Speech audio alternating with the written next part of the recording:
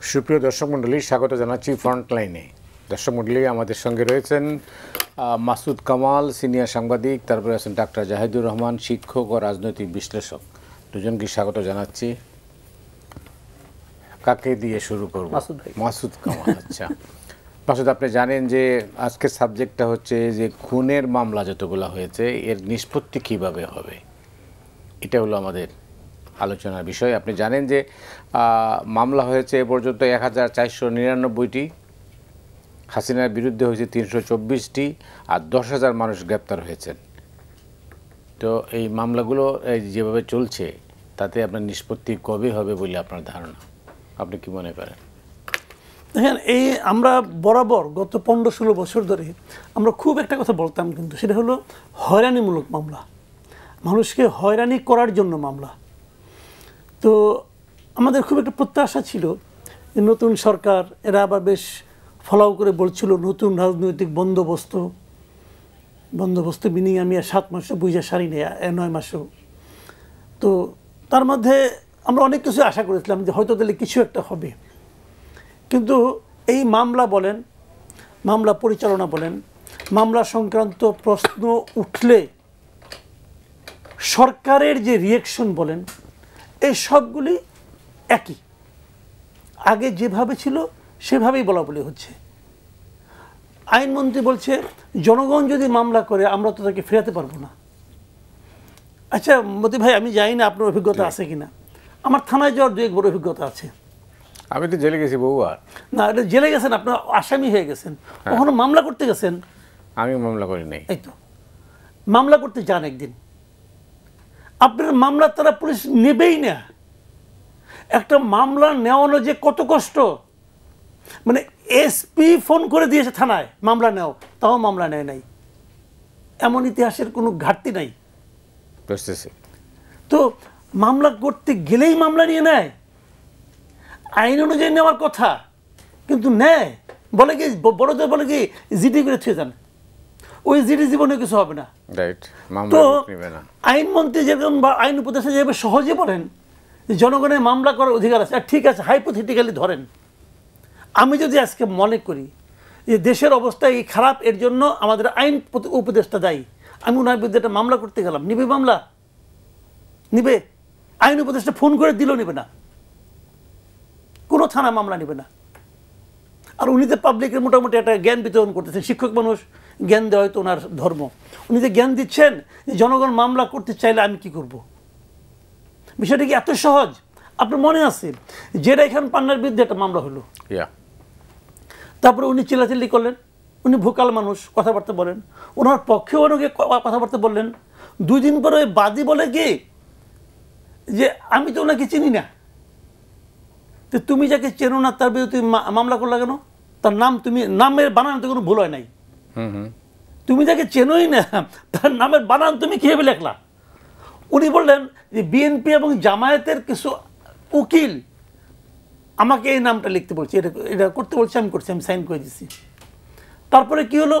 তারপরে যারা এখানে পান্নার মামলা উনি প্রত্যাহার করে, নামটা প্রত্যাহার করে নিলেন, বাদী কিন্তু প্রত্যাহার করে নিলেন।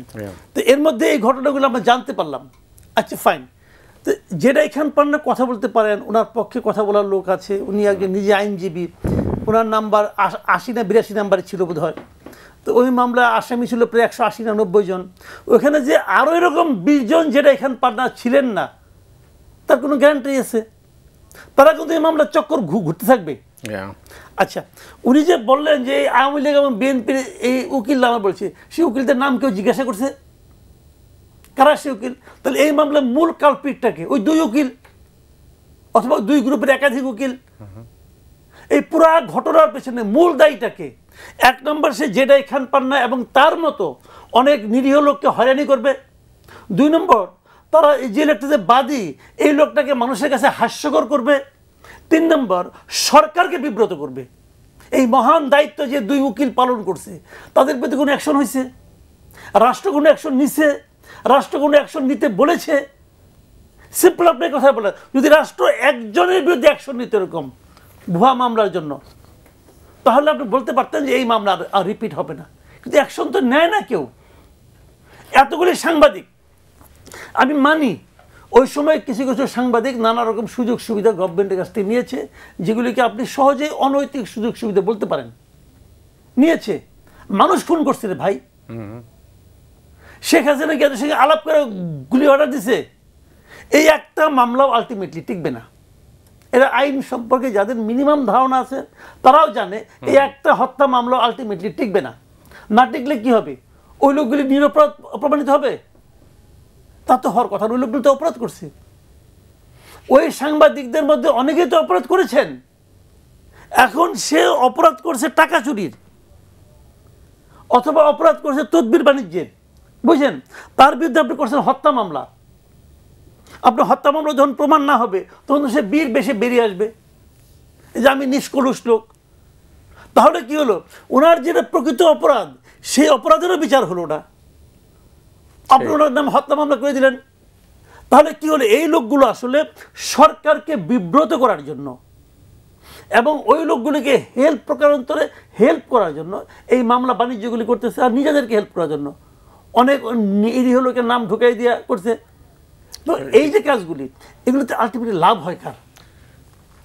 লাভের দিকে দেখি জাহেদ কি বলেন। জাহেদ, আপনি জানেন যে বাদী চেনে না আসামিকে, আসামি চেনে না বাদীকে, এই হচ্ছে মামলার চিত্র। মানে এটা একেবারেই নতুন না, কিন্তু এই সময় এই ঘটনা ঘটবে সেটা হলো খুবই সারপ্রাইজিং। আমরা শেখ হাসিনার সময় দেখতাম এই রকম ঘটনা ওই সময় প্রচুর হয়েছে। ফাইল তো একই রকম, একই ঘটনা, একই ধাঁচ, পুরনো বন্দোবস্ত, মানে নতুন বন্দোবস্ত আলাপ করা হচ্ছিল, কিন্তু না, আমরা পুরনো বন্দোবস্তে রয়ে গেলাম। মাসুদ ভাই খুব চমৎকারভাবে সবগুলো দিক কভার করেছেন। এখানে আমি আরো দু একটা জিনিস একটু যোগ করতে চাই। যেমন ধরুন, এটা শুধু সাংবাদিকরা, যে কোনো ক্ষেত্রে, যেমন ধরুন অনেকগুলো শেখ হাসিনার অলিগার্করা আছে, মারাত্মক সব ফিনান্সিয়াল ক্রাইম তাদের আছে, ব্যাংক লুট, টাকা পাচার, কি নেই, তাদেরকে আপনি চাইলে সেভাবে বিচার করে ফেলতে পারতেন না? পারতেন। সেগুলো সব গণহারে হত্যা মামলা। এবং শুধু সেটাও না, আমরা খেয়াল করলাম যে সরকার এক ধরনের চেষ্টাও হয়তো করেছে, কারণ আমরা এখন দেখেছি যে প্রাথমিক তদন্ত করে মোটামুটি যোগসাজশ না পাওয়া গেলে, মানে প্রাথমিকভাবে যদি কনভিন্স না হয় তাহলে গ্রেফতার করতে নিষেধ করা হয়েছে, তাও বেশ কিছুদিন পর, কিন্তু এখনো হচ্ছে। তবে আমি ব্যাপারটাকে যত সিম্পল কোর্টের ক্ষেত্রে হয়েছে, আমার কাছে আবার পরিস্থিতিটা একটু ভিন্ন মনে হয়। আমি একটু ভিন্ন জায়গা থেকে যদি দেখতে চাই, শেখ হাসিনা পতন এবং পালিয়ে যাওয়ার পর থানাগুলোর অবস্থা কি ছিল, পুলিশের অবস্থা কি ছিল, পুলিশের মনোবলের কি অবস্থা ছিল? সেখানে প্রচুর মানুষ গেছে এবং এই মামলাগুলো তারা দিতে চেয়েছে। বেশ কয়েক মাস কি পুলিশের পক্ষে সম্ভব ছিল টু সে নো? আমি এটা নিয়ে এই প্রশ্নটা তুলতে চাই। আমাদের বাস্তবতার গ্রাউন্ডটা একটু দেখতে হবে। সেজন্য প্রথম কিছুদিন 2-3 মাস 4 মাস আমরা ছাড় দিতেও প্রস্তুত আছি, কিন্তু ঘটনা হচ্ছে এটা এর পরও কেন এখনো কন্টিনিউ করছে? কারণ পুলিশ তার সেই কন্ট্রোল টু সাম এক্সটেন্ট ফেরত পেয়েছে, এখন সেনাবাহিনী আছে মাঠে তাদের ম্যাজিস্ট্রেসি পাওয়ার নিয়ে। এখন কেন এগুলো হবে? কারণটা আমি ধারণা করতে পারি। সেটা হচ্ছে মামলা আসলে বাংলাদেশে শেখ হাসিনার সময়, যে বললাম পুরনো বন্দোবস্তের সময়ও বিচারের উদ্দেশ্যে ছিল না। আমি একটা উদাহরণ দিই, সেই সময় এগুলো খুব বলতাম। আমি আওয়ামী লীগের লোকজনকে জিজ্ঞেস করেছি, আমাকে একটা ডেটা দেন তো, ডিজিটাল সিকিউরিটি অ্যাক্টে কয়জনের বিরুদ্ধে প্রাইমারি সাজা হয়েছে, মানে লোয়ার জুডিশিয়ারিতে। আমি ঘেটে দেখেছি এই এন্টায়ার আওয়ামী লীগের সময় আইসিটি মামলার পুরনোটা যখন ছিল, সেটার এক্সিস্টিং মামলা, ডিজিটাল সিকিউরিটি অ্যাক্টের মামলা, শেখ হাসিনার পতন পর্যন্ত একটা বা দুইটা মামলার ফাইনালি লোয়ার জুডিশিয়ারিতে রায় হয়েছিল। তাহলে মামলাটার উদ্দেশ্য কি ছিল? আসলে উদ্দেশ্য আমি আপনাকে ধরবো এবং প্রায় অনেকগুলো ধারা আছে জামিন অযোগ্য, আপনাকে ঢুকিয়ে ফেলবো 6 মাস, 1 বছর, 2 বছর, আমি যতদিন চাই আমি আপনাকে আসলে অতদিন জেল খাটাবো। এটা একটা শাস্তি এবং বার্তা, আপনাকে আমি এইটা করে ফেলবো এটার মাধ্যমে। উদ্দেশ্য এটা ছিল, বিচার ছিল না। অতি আলোচিত মুস্তাক কিশোর তাদের মামলা, সেই মামলাটাও এত কিছু ঘটলো, সেই মামলাটার খোঁজ আপনারা নিয়ে দেখেন শেখ হাসিনার সময় কি হয়েছে? কিছু হয়নি। অসংখ্য মামলা চার্জশিট হয়নি, খুব চাপাচাপি হলে কখনো কখনো চার্জশিট হয়েছে। তো তাহলে মামলা হতো কেন? মামলা হতো এটা করে আপনাকে জেলে নিয়ে যাওয়া যায়। আমি ধারণা করি এখনো ঠিক একই ধরনের একটা চর্চা হচ্ছে। যদি হত্যা মামলা হয় তাহলে আপনাকে জেলে নেওয়া যায়, জামিন ডিনাই করা যায় খুব ইজিলি এই কাজগুলো করা যাচ্ছে, মামলাগুলো এইভাবে দেওয়া হচ্ছে। কিন্তু যেটা দাঁড়ালো শেষ পর্যন্ত, মাসুদ ভাইয়ের সাথে আমি 100% একমত, শুধু ওই লোকগুলোর বিচার করতে পারিনি তা না, এই যে বিভৎস রকম অপরাধ চারপাশে হলো, চারদিকে হলো, ইভেন জেনুইন হত্যাকারীর বিরুদ্ধে হত্যা মামলা হয়েছে, ওর মধ্যে আর 10 জন 20 জন 50 জনকে ঢুকিয়ে দিয়েছেন যারা হত্যা করেনি। এই পুরো বিচার ব্যবস্থাটাকে এক প্রশ্নবিদ্ধ করে ফেলা হলো। অথচ আমরা শেখ হাসিনার বিরুদ্ধে প্রধান অভিযোগগুলোর মধ্যে ছিল এটাও একটা। এটাকে কি আপনি পরিকল্পিত কোনো মুভ বলবেন? আমি পরিকল্পিত মুভ মনে করি, এইভাবে বলতে চাই না। মানে আমার কাছে প্রায় মনে হয় যে সরকার আসলে অত্যন্ত অদক্ষতার পরিচয় দিয়েছে। মানে সরকার এই জিনিসটা মিস করছে। সরকারের কাজ সমাজের ন্যায্যতা নিশ্চিত করা। আমি একটা রিসেন্ট উদাহরণ দিই। সংস্কৃতি উপদেষ্টার সাথে বাহাসে জড়িয়েছিলেন 3 সাংবাদিক। এটা নিয়ে একাডেমিক ডিবেট চলতে পারে। কেউ কেউ বলতে পারে যে এই প্রশ্ন করা ঠিক হয়েছে কিনা, ঠিক আছে কিনা, উনি সাংবাদিক কিনা, একাডেমিক ডিবেট হোক। আমি এক পক্ষে, আপনি আরেক পক্ষে। আমি মনে করি রাইটার আছে, আরেকজন মনে করে না থাকুক। কিন্তু এরপর তাদের 3 জনের চাকরি গেল, কারণ একটা প্রতিষ্ঠান, একটা সংগঠন 24 ঘন্টার আলটিমেটাম দিয়েছে। একটা মব তৈরি হয়েছে, আমরা এভাবে যদি বলি। যেহেতু তারা তাদেরকে ফায়ার করেছে, মবটা শেষ পর্যন্ত আর তৈরি হয় নাই। আচ্ছা, এখন সরকার তাদেরকে চাকরি থেকে ছাড়াতে বলেনি, প্রেস সচিব বলছে। আই অ্যাগ্রি উইথ দ্যাট, কারণ এই সরকার, আমি অন্তত সোফার যা দেখেছি। কিন্তু এই যে 3 জন সাংবাদিক বা একটা সংবাদ মাধ্যমকে হুমকি দেওয়া হলো, এখানে প্রচলিত মতের বিরুদ্ধে আপনি দাঁড়াবেন যদি বলেন এদের চাকরি যাওয়া যাবে না। আপনি যদি ভোট নেন, ওই 3 জন সাংবাদিক কিন্তু ভোটে হারবে। আমি মানুষের ক্ষেত্রে, কিন্তু রাষ্ট্র ভোট এবং সংখ্যা দেখবে না। আসলে রাষ্ট্র ন্যায্যতা, ন্যায় বিচার, ইনসাফ নিশ্চিত করবে। বহুত ভক্ত মনে করে আওয়ামী লীগকে ধরে পিটায় মেরে ফেলা উচিত, পেলেই পিটিয়ে মেরে ফেলা উচিত। আমি যখন প্রথম দিন থেকে এটার বিরুদ্ধে দাঁড়িয়েছি, আমি দেখেছি কি পরিমাণ লোকজন আমাকে গালিগালাজ করছে। অথচ শেখ হাসিনার বিরুদ্ধে দীর্ঘ সময় অন্তত অ্যাক্টিভিস্টের কাজ করার ব্যাকগ্রাউন্ড আমার আছে। তো এখন সমাজের মানুষ চায় বলে শুড আই ডু দ্যাট? তাহলে যে প্রসঙ্গটা আপনি তুললেন 3 জন সাংবাদিকের ব্যাপারে, মানে সংস্কৃতি উপদেষ্টা ফারুকী, জি, মুস্তফা সরোয়ার ফারুকী খুব স্মার্টলি কিন্তু এটা ম্যানেজ করেছে, খুব স্মার্টলি ম্যানেজ করেছে। এবং এটা সরকারের জন্য এইটুকু তো গেইন করেছিল সরকার, কিন্তু পরবর্তীকালে তো লুজ করেছে। এবং সরকারের সামনে, মানে আমরা শেখ হাসিনার সময় কোনো মন্ত্রীর সাথে এভাবে বাহাস করা যাবে এটা তো চিন্তাও করা যায় না। কিন্তু যে কথাটা বলছিলাম, সমাজের মেজরিটিও যদি মনে করে ওর হয়রানি হওয়া উচিত, রাষ্ট্র আসলে দেখবে, সরকার আসলে দেখবে ওর প্রতি ন্যায় বিচার হচ্ছে কিনা, ইনসাফ হচ্ছে কিনা। ইনসাফ করা, এবং এই ইনসাফ আওয়ামী লীগের প্রতিও, এই ইনসাফ এবার শেখ হাসিনার প্রতিও। শেখ হাসিনার সুবিচার করে, তার ন্যায্য বিচার করে তার ফাঁসি হতে পারে, কিন্তু শেখ হাসিনার বিরুদ্ধে কোনো অন্যায় মামলা হওয়া উচিত না। তার অন্য কারো তো দূরেই থাকুক। এটা করতে গিয়ে শেষ পর্যন্ত যেটা দাঁড়ালো, আমরা শেখ হাসিনার সমাজে বিচারহীনতার সংস্কৃতি, হয়রানিমূলক মামলা, মাসুদ ভাই যেটা বললেন যে যেভাবে হতো, আমরা ঠিক একই জিনিস যখন দেখছি, তখন দিনের শেষে যে পরিবর্তনটার এক্সপেক্ট আমরা করেছিলাম সেটা হতে পারে না। আমার কাছে মনে হয় সরকার খুব বেশি মবের সাইকোলজি বোঝার চেষ্টা করছে। এটা খুবই মর্মান্তিক, খুবই দুঃখজনক। মানে কেউ মনে করছেন যেহেতু যিনি আমার উপরে অন্যায় অবিচার করেছেন, যিনি আমার ন্যায় বিচার দেন নাই, আমিও তাকে পাল্টা প্রতিশোধ নেব তাকে ন্যায় বিচার না দিয়ে। এটা হয় না। প্রতিশোধটা হওয়া উচিত যিনি আমাকে ন্যায় বিচার দেন নাই, তাকে আমি ন্যায় বিচার দিয়ে প্রতিশোধ দেব যদি নিতে হয়। অনেক ধন্যবাদ জাহিদ। মব কালচার, যেটা জাহিদ বারবারই বললেন, এটার একটা চর্চা হচ্ছে, আপনার কি মনে হয়? হচ্ছে তো, এটা ভয়ঙ্করভাবে হচ্ছে। এবং এটা হচ্ছে বলেই কিন্তু নিয়ম নীতি অনুসারে অনেক কিছু হতে পারছে না। আচ্ছা, এই মব কালচারের কারণে কিন্তু আপনার লজিক্যাল কথাবার্তাগুলো মার খেয়ে যাচ্ছে। লজিক্যাল যে কথাটা জাহিদ বলেন, খুব একটা গুরুত্বপূর্ণ কথা কিন্তু বলছেন, যে 3 সাংবাদিকের চাকরি গেছে, যদি আপনি দায়িত্ব দেন যে ভাই তোমরা বলো, অনেক লোক বলবে হ্যাঁ ঠিক আছে, যাওয়া উচিত ছিল, তারা বলবে। এবং তারা এদের মধ্যে কেউ কেউ মবের ভয়ে বলবে। মবটা এমন একটা পর্যায়ে গিয়ে পৌঁছেছে, তারা একটা জুলাই রেভলিউশনারি অ্যালায়েন্স একটা নাম, তারা বলছে march to Deepto TV, march to ATN, etcetera etcetera. তো আমরা ওখানে যাব 24 ঘন্টার মধ্যে চাকরি যদি ফায়ার না তো করে। তারা যেটা করলো, এখানে সরকার কি ভূমিকা রাখছে বলেন আপনি? আমি তো সরকার দিয়ে থাকি, আমি তো জুলাই রেভলিউশনারি অ্যালায়েন্সকে চিনি না। সরকার বলছে আমরা এর সাথে যুক্ত না। এটা তো যুক্তি হলো না। সরকার বলবে যে যে কোনো মানে এই ধরনের মার্চের ব্যাপারে, এই মার্চটা বেআইনি মার্চ। তুমি একজন লোককে বলতে পারো, আমি আপনাকে বলতে পারি যে আপনি বাসায়, আপনি এই পাঞ্জাবি পরে আসছেন কেন, আপনি এই পাঞ্জাবি পড়তে পারবেন, আপনি বাসায় আমি করবো, অভিযান চালাবো, ভাঙচুর করবো, এটা আমি বলতে পারি। বললে আপনি কি করবেন? আপনার পুলিশকে ফোন দেবেন, ভাই এটা আমার পার্সোনালি এর হাত তুলছে। এখন আপনি যে বলেছেন এই পাঞ্জাবি আমি পড়বো না, মাসুদ কালাম আমার হুমকি দিচ্ছে, তাহলে কি হলো? এটা কি আইনের শাসন হলো? হলো না তো। তার প্রতিষ্ঠানে কে থাকবে কে থাকবে না এটা সে বুঝবে। এবং এই ক্ষেত্রে আপনাকে নিরাপত্তা দেওয়ার দায়িত্ব কার? রাষ্ট্রের। রাষ্ট্রকে সেই ভূমিকা পালন করতে পারছে? রাষ্ট্র বলছে না আমি তো কিছু বলি নাই, আমি তো তাদেরকে বাদ দিতে বলি নাই, তাহলে সে নিজের কাছে নিচ্ছে কেন? সে তো ওই যে আমি কলা খানার মতো হয়ে গেল যে আমি তাদের বাদ দিতে বলি নাই। রাষ্ট্রের দায়িত্ব ছিল যে কোনো এই ধরনের, রাষ্ট্র তো দেয় না, রাষ্ট্র না দিয়ে অভ্যস্ত এবং রাষ্ট্র এটাকে এনজয় করে, জিয়াফতকে রাষ্ট্র এনজয় করে। প্রথম আলোর সামনে জিয়াফত হবে, আর রাষ্ট্র একবারও বলছে এটা করা যাবে না, বলছে প্রথম আলোতে কে কে লিখে, এই জন্য তার বিরুদ্ধে আন্দোলন হবে। এই ধরনের ঘোষণা কি আসে নাই? আসছে। তো এটাকে কে দিবে প্রোটেকশন? রাষ্ট্র দিবে। যখন 32 সময় ভাঙা হলো ঘোষণা দেয়া, রাষ্ট্রকে এটাকে ফেরানোর চেষ্টা করছে? করে নাই তো। রাষ্ট্র এগুলো এনজয় করছে। এখন আপনি যেটাই করেন না কেন, কোনোটা আপনার পক্ষে যাবে, কোনোটা আপনার বিপক্ষে যাবে, কিন্তু আপনার তো একটা নীতিমালা থাকতে হবে। আপনি বলেন একটা কথা, 5 তারিখে হাসিনা চলে গেল, 8 তারিখে ইউনূস সাহেবকে আইনে ক্ষমতায় বসাতে হলো।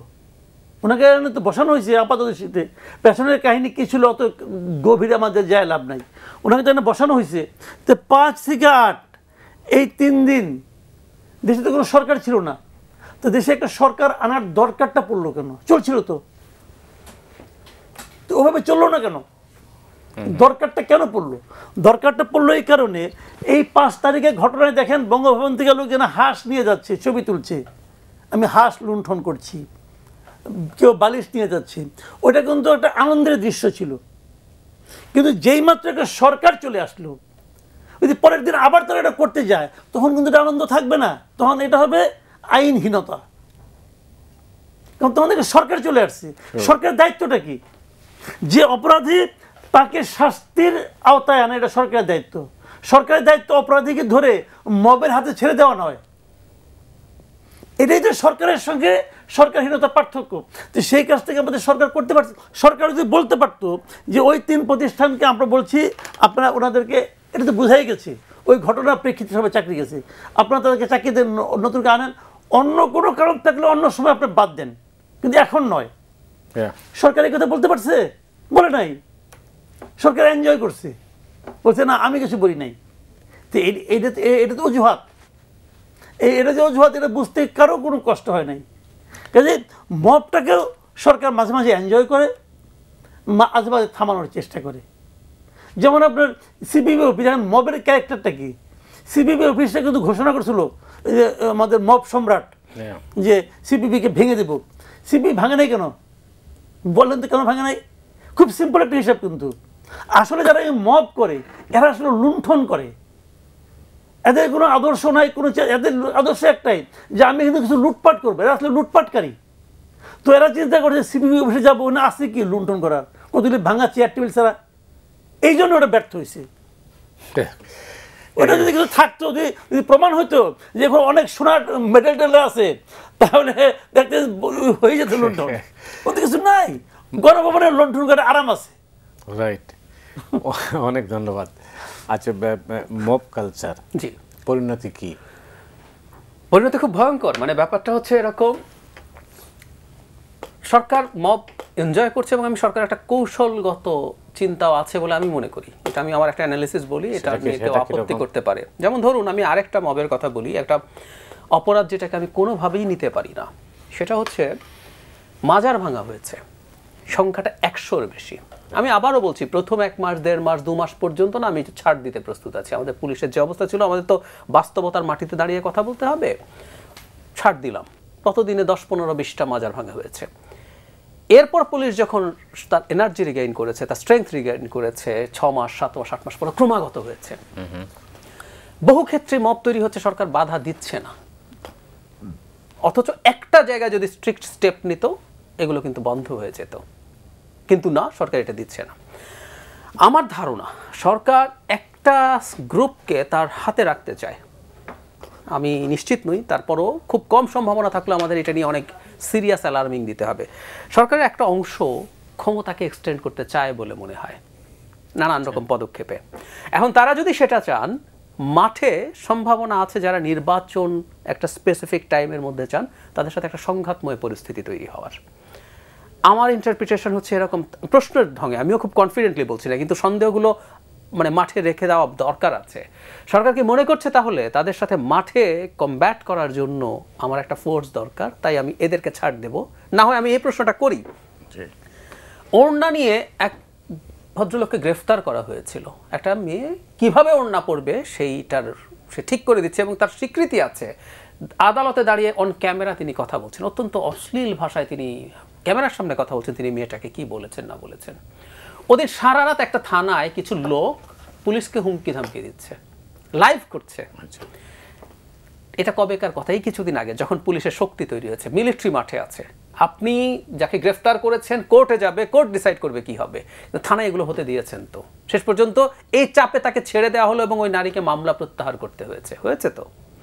তার মানে আমার কাছে যেটা মনে হয় সরকার এগুলো পরিকল্পিতভাবে ছাড় দিচ্ছিল, কিন্তু এখন বিপদ যেটা হয় সে ফ্রাঙ্কেনস্টাইনের দানবের মতো, ওই দানবকে ও তার মাত্রা ছাড়াতে থাকে, ও তার পাওয়ার এনজয় করতে থাকে এবং যত দিন যাচ্ছে সে আরো শক্তিশালী হয়ে উঠছে। কারণ ললেসনেস বা স্টেটলেসনেস তো কারো কারো কাছে খুব মজার ব্যাপার।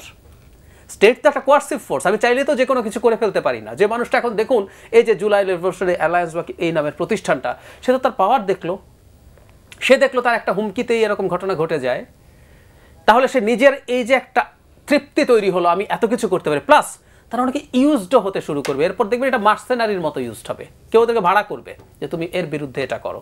হয়েছে না র্যাব যখন সরকারের কাজে খুনি শুরু করলো, পরে প্রাইভেট প্র্যাকটিস হয়েছে না, নারায়ণগঞ্জের 7 খুন ভাড়া করেছে। আমি ধারণা করি এই মব এখন ভাড়া তৈরি হবে, ভাড়া হয়ে তাদেরকে লেলিয়ে দেওয়া হবে। অনেক ক্ষেত্রে সরকার পছন্দ করবে না এমন কাজ করবে এবং আমি একটা অ্যানার্কির পরিস্থিতি দেখতে পারবো। খেয়াল করুন, পুলিশ কিন্তু ইনক্রিজিংলি শক্তিশালী হচ্ছে, কিন্তু দেখা গেছে যে পরবর্তীতে বহু ক্ষেত্রে এগুলো আরো বেশি বেড়েছে, কারণ সরকারের এই যে রিলাক্টেন্স ছিল এখন সরকারের জন্য খুব ঝুঁকি তৈরি করছে এবং সরকার বিপদে পড়বে বলে আমি মোটামুটি নিশ্চিত। যে কথাটা বলছিলেন তো মব কালচার এবং তার পরিণতি নিয়ে মামলা, আপনি এই প্রসঙ্গে আপনার কি কিছু বলার আছে? হ্যাঁ, একটা জিনিস লক্ষ্য করেন, যে জিনিসটা নাকি আসলে সবচেয়ে অ্যালার্মিং, যেটা যে একটা সরকারের মানে দৃষ্টিভঙ্গিটা কি হবে।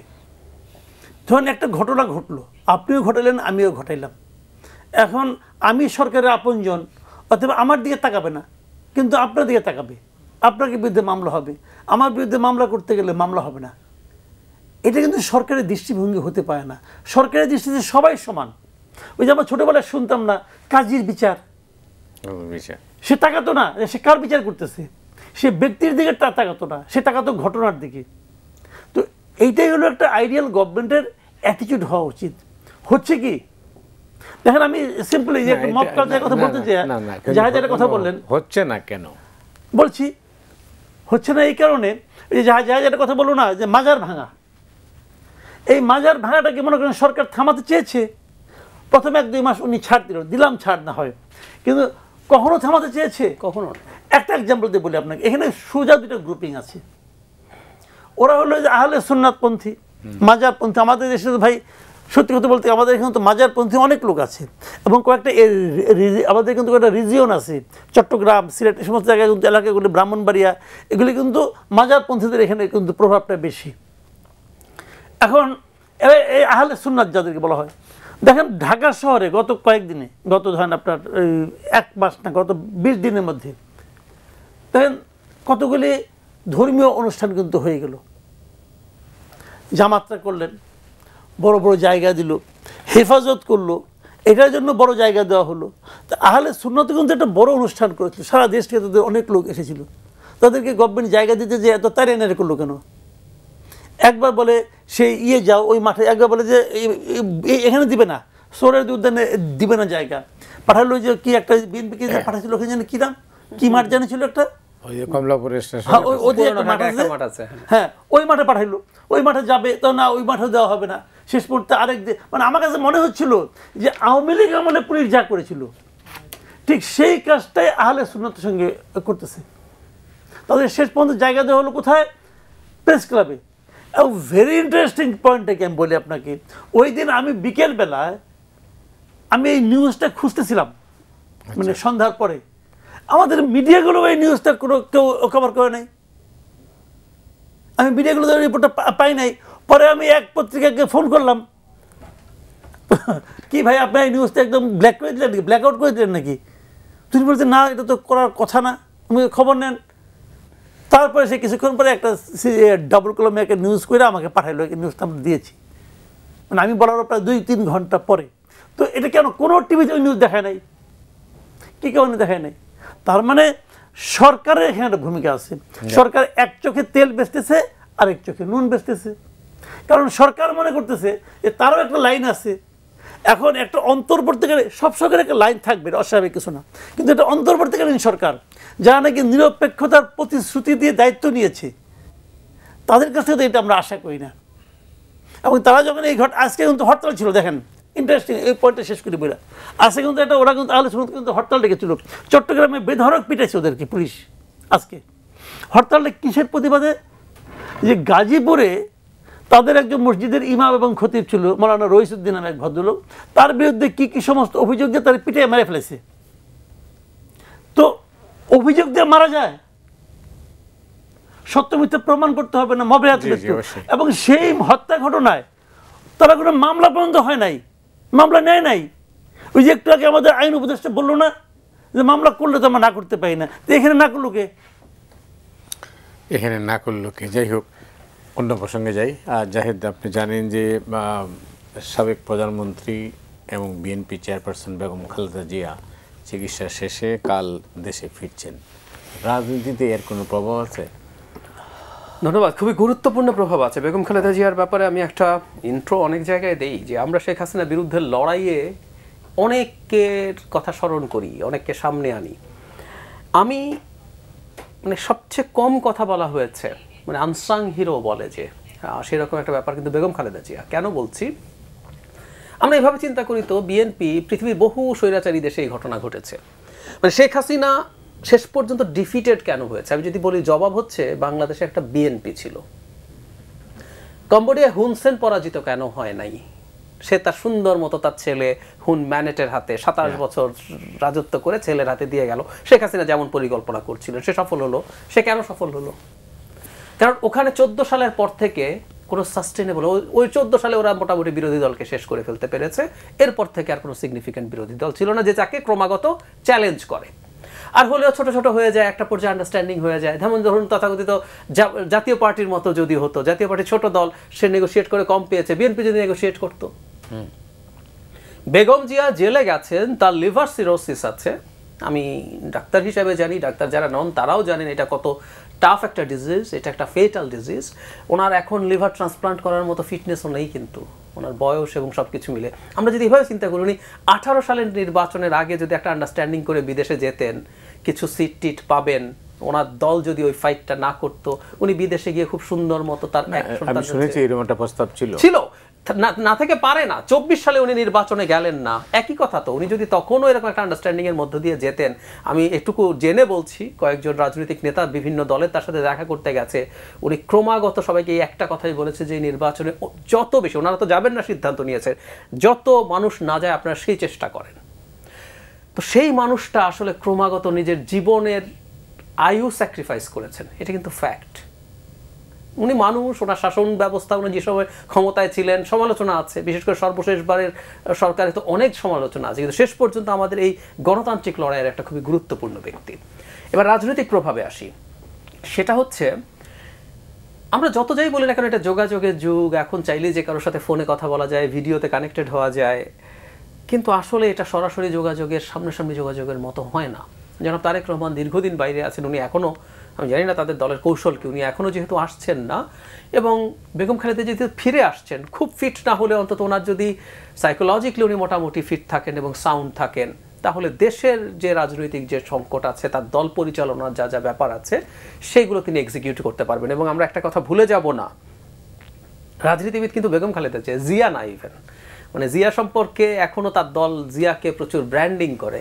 জিয়া ক্ষমতায় এসছেন, এসে দল তৈরি করেছেন। ক্ষমতায় আসলে সবাই দল তৈরি করতে পারে না, এসে তো পারে নাই, এসে ডাবল সময় ক্ষমতায় ছিল, কিন্তু উনি একটা group of greedy people, clown কতগুলো তৈরি করেছেন। কিন্তু বিএনপিকে রাজনৈতিক দল হিসাবে যে কনভার্ট করা, এটা বেগম খালেদা জিয়া করেছেন। উনি এরশাদ বিরোধী আন্দোলনের সময়, পরবর্তীতে দফায় দফায় বিরোধী দলে ছিলেন, নির্বাচন করে জিতে এসছেন।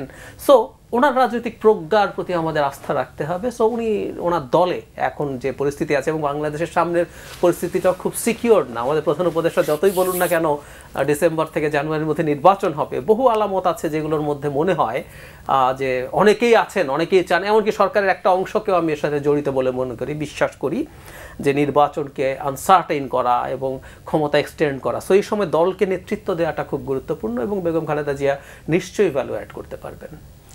অনেক ধন্যবাদ। মাসুদ, আপনার কি অ্যাড করার আছে? না, আমি একই ধরনের কথা বলি। আমি আরেকটু অগ্রসর হয়ে বলি। যেমন ধরেন, সামনে থেকে নির্বাচন হবে, হওয়ার কথা যেই দিনই হোক হবে তো নির্বাচন একটা। ধরেন আপনার ডিসেম্বরে হোক, আমি মনে করি নির্বাচন ডিসেম্বরের মধ্যেই হবে, আমি এখনও মনে করি। যদি ডিসেম্বরে না হয় এপ্রিলে হবে, যখনই হবে। একটা প্রশ্ন কিন্তু আপনি ভাবেন একবার, যে বিএনপির যে কোনো লিডারকে জিজ্ঞাসা করেন যে তোমাদের এই সামনের ইলেকশনে তোমাদের ফেজটা কি, মানে জনগণের সামনে তুমি কোন ফেজটা নিয়ে অগ্রসর হবা। জি, আমি দুজনের সঙ্গে আলাপ করেছি, দুজনই বলেছেন যে যদি ছিল, যদি শারীরিক অবস্থা ভালো থাকে তাহলে অবধারিতভাবেই খালেদা জিয়া, মানে যদি খালেদা জিয়া যেতে পারেন তাহলে উনি হবেন বিএনপির ফেস। দেখুন, বিএনপিকে যে কথাটা বললেন, যে কথাটা বললেন যে জিয়াউর রহমান বিএনপি গঠন করেছেন, কিন্তু এটা একটা পলিটিক্যাল পার্টি হিসেবে গড়ে তুলেছেন খালেদা জিয়া, এটা সত্য। আবার পাশাপাশি কিন্তু আমি এটাও সত্য মনে করি যে গত 15 বছর বিএনপিটাকে রাজনৈতিক দল হিসেবে টিকিয়ে রাখার বিরাট কাজটা কিন্তু তারেক রহমান করছেন। একদম অনেক কিছু বলে লোকে, উনি ডিক্টেটরের মতো দল চালাইছেন, এবং আমি এটাও মনে করি দূরের থেকে বৈশা এই ডিক্টেটরশিপ না দেখালে দল টিকে রাখতে পারতেন না উনি, ওটাও কিন্তু ঠিক। কাজে উনি দলটাকে কিন্তু টিকে রাখছেন, কিন্তু তারপরেও জনগণের মনে, জনগণের হৃদয়ে চেহারা কিন্তু খালেদা জিয়ার। কাজে খালেদা জিয়া কিছু একটা বললে সেই কথাটা কিন্তু আসলে যে কথাটা মানে ওনার শব্দে আমি বলি, একটা ভ্যালু অ্যাড করে। এবং আমার কেন যেন ধারণা, দেখুন আমরা খালেদা জিয়াকে অসুস্থ বসে দেখছি, উনি অসুস্থ হয়ে হুইল চেয়ারে চলে গেছেন, অ্যাম্বুলেন্সেই গেছেন, আবার অ্যাম্বুলেন্সেই আসতেছেন, কিন্তু আমি এটা মনে করি উনি যেভাবে অ্যাম্বুলেন্সে উঠেছেন সেভাবে অ্যাম্বুলেন্স থেকে নামবেন না। ওনার ফিজিক্যাল কন্ডিশন আগের চেয়ে অনেক বেটার, এটা আমি বিশ্বাস করি, আমার ধারণা। এবং ওনার মাঝখানে একবার একটা প্রথম দিকে একটা ওনাকে দিয়ে একটা বক্তৃতাও পাঠ করানো হয়েছিল, ওই পাঠটা কার বুদ্ধিতে কে করেছিল জানি না, তো ওইটা কোনো ভালো কিছু আনে নাই ওনার জন্য। কিন্তু এখন যখন উনি বক্তৃতা দিবেন না, এটা একটা গুরুত্ব বহন করবে। এবং আমি এই মুহূর্তে সরকারের সঙ্গে বিএনপির মূল সমস্যাটা কি, মূল বিরোধটা কোথায়, নির্বাচন ডিসেম্বরে হবে না পরে হবে। বিএনপি নির্বাচন ডিসেম্বরে চায়, এই কথাটা যখন খালেদা জিয়া এসে বলবেন, উনি যখন উচ্চারণ করবেন আমরা নির্বাচন ডিসেম্বরে চাই, এই সরকার বেকায়দা পড়ে যাবে, বিরাট বেকায়দা পড়ে যাবে। মাথায় রেখেন, এই দেশে অনেকগুলি তত্ত্বাবধায়ক সরকার আসছিল, কম না, কিন্তু একটা জিনিস লক্ষ্য করছেন আপনি, নিশ্চয়ই খেয়াল করেছেন, কোনো তত্ত্বাবধায়ক সরকারের বিরুদ্ধে কিন্তু মাঠে কোনো পলিটিক্যাল পার্টি মিছিল মিটিং করে নাই, না এখন বন্ধ না, আমরা দেখি নাই। এবার যদি হয় সেটা এই সরকারের গর্তমি অথবা মূর্খতার কারণে হবে, এবং সেটা এই সরকারের জন্য ইতিবাচক কোনো ফল আনবে না। এবং সেরকম হওয়ার এই ডিসেম্বর নাকি ডিসেম্বর থেকে জুন, এই যে দুইটা অপশন না, এই যে বিরোধটা, এই বিরোধটা আমার চোখে, আমি দিব্য চোখে দেখতে পাচ্ছি এই ধরনের কিছু একটা হতে যাচ্ছে। অনেক ধন্যবাদ। আপনি যেটা রাজনীতিতে নতুন কোনো মেরুকরণের সম্ভাবনা আছে? নতুন মেরুকরণ না, মেরুকরণগুলো অলরেডি যা যা আছে এগুলোই হয়তো কোনোটা আরও প্রমিনেন্ট হয়ে উঠবে, কোনোটা সরে যাবে। এবং মাসুদ ভাই যেটা বললেন সেটা রাইটলি, বেগম খালেদা জিয়া যদি তার বক্তব্য দেন এবং যদি দু একটা জায়গায় ঢাকার বাইরে যান, আমি জানি না উনি কতটুকু ক্যাপেবল হবেন, তাহলে আসলে এই যে যাবতীয় যত ষড়যন্ত্র তত্ত্ব আছে সেই জিনিসগুলো ভেঙে পড়বে, এতে কোনো রকম কোনো সন্দেহ নাই। আসলে বাংলাদেশের রাজনীতির এখন মেরুকরণ যদি বলি, এটাই হয়তো একটু ডিপার হবে অথবা এটা কমবে, সেটা হচ্ছে নির্বাচনটা কবে কখন হবে, এটাই মূল ইস্যু। যারা সদিচ্ছা নিয়েও নির্বাচন পেছাতে চান, মানে সদিচ্ছা বলতে আমি এটা বোঝাচ্ছি, ধরুন একটা নতুন পার্টি এনসিপি, তারা দল গঠনের 1 বছরের মধ্যেও যদি নির্বাচন হয়ে যায়, কেউ বলে 3 মাস পেছালে কি হবে, 6 মাস পেছালে কি হবে, যে দলটার বয়স 1 বছর, সে যদি 6 মাস পেঁচা, সে কিন্তু 50% বেশি সময় পাইলো। আমরা কিন্তু এভাবে চিন্তা করছি না।